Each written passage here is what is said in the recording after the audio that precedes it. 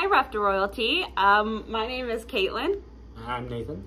We're the Thomas family. This is Bug. Hi, Bug. Hi, Bug.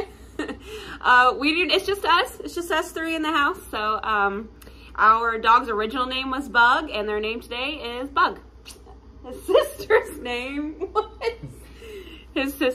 was Love. So they were the Love Bug twins. So how did we hear about our fur baby? On Pet Finder.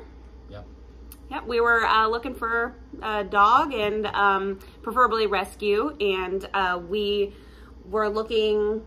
I originally wanted to get maybe an older dog, and but we saw this little puppy and we fell in love. What rescue did we adopt him from? Lucky Tails. Lucky Tails Rescue. And we had an amazing foster mom, Carrie Rennekamp of RUFF to Royalty. She was incredible and really made the adoption process super easy and fun, really. So age at adoption and age now? I think he was 9 weeks, so he was a puppy. Yeah. And he is now about almost 10 months. Yeah, October 13th. Yep. He'll be a year.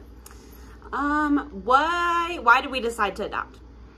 Well, you mostly wanted a dog.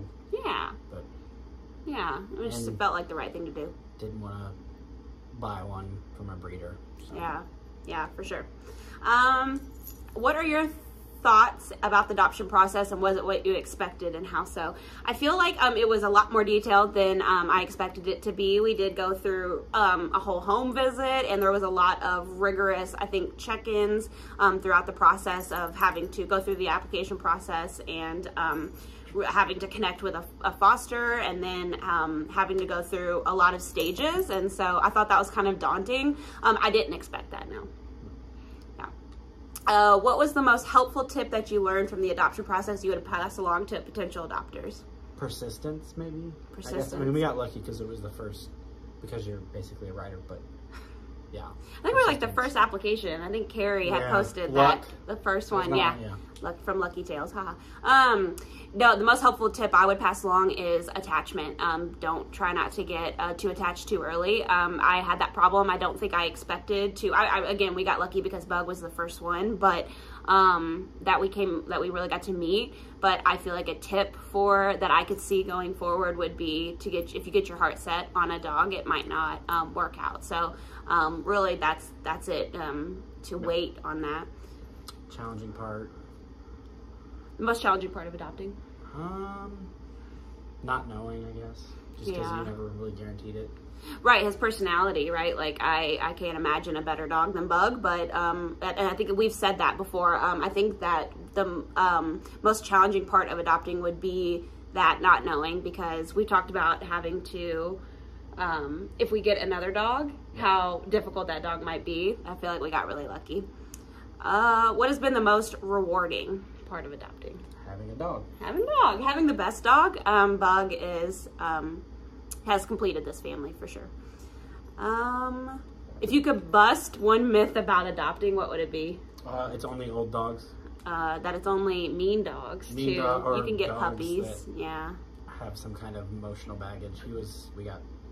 There's a lot of those, but not all of them. Or that they can be rescued and then healed. I think that it's important to know that a dog isn't just always going to be a consequence of what they've been through. So tell us about your pup. So what is Bug's favorite toy, person, treat, and food? That's his favorite toy. Yeah. The alligator. This is his favorite toy. He really likes this. Who's his favorite person?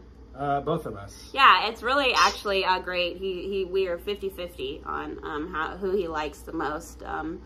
His favorite treat, he doesn't like dog treats. Actually, we have found we've had a few that he has liked, but we try to give him dog foods or dog treats, and he rolls in it. I would say his favorite treat or food would be cheese. Loves cheese. Squirt cheese. Well, any kind of cheese. He is a big cheese fan. What do they do during the day, and where do they sleep? During the day, he chills on his perch. We have a perch for him that I built. He looks out the window. He sleeps quite a bit actually for a puppy, which is good. We exercise him a lot too. Yeah. We both work from home, so he hangs out on that perch and that Nathan built, so it's amazing. And at night he sleeps in his crate still. Thanks, Carrie. Yeah. He really likes his crate. We put him in the bed in the morning after we take him out at like 6 a.m. That's more for us, just so we can have some time. Cuddle with him. Yeah. What is his dislike? So what scares him and what does he stay away from?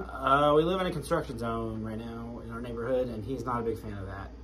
He barks at that. He barks at it. Sometimes he's scared, but he really hates fireworks. Most recently, we found that out. July 4th was not a good night for him. But also I found that kids yelling kind of sets him off too. It gets really on edge when he hears like children scream, even if it's in like joy, you know, so that's been interesting.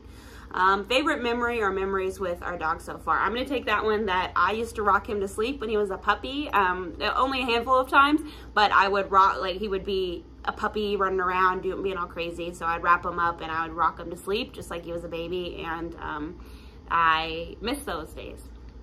I'm not sure I have a favorite. They're all pretty good. So. Yeah. I guess the first time he slept with us in our bed, that was fun. Yeah, that was nice. What's the most surprising thing that your pup does that you were not expecting? I don't know the answer to that. He's, I think, he's really good at, like, we've taught him sit down, shake, other paw, all of that. I think that is. He actually, I know one surprising thing that he does that I was not expecting is he is very affectionate. I've been around a lot of dogs. Nathan's has dogs in his family, and those dogs are not the most affectionate, so I think I had that in my mind that they wouldn't be very affectionate, and he is a very cuddly puppy. So I love that about him. Is there anything you didn't know about your pup that would have been helpful to know or you wish you would have known? Behavior, eating habits, or attitude? We knew most. Carrie did a good job of telling, like, the personality especially is kind of why I picked him, because he had a personality that was chiller, so. Yeah, I would agree with that. There wasn't really any surprises, there weren't. What else would you like to tell us about them? He's very unique. Yeah. He's kind of like a big dog in a small dog's body. For sure. He's got some of those characteristics. Yeah. I think that every time we go for a walk or anything, we get a lot of compliments, and I know that that's pretty normal when you have a dog, but a lot of people ask, you know, what he is. So we, for those watching and wondering, we did do a DNA test on him, and so he is a Beagle, Pomeranian, Chihuahua. So with Boxer and what was Yorkie, and Russell type Terrier. Yeah. So I call him a Palm Eagle Awa. That is his breed. What is a message you'd like to pass along to RUFF Royalty followers?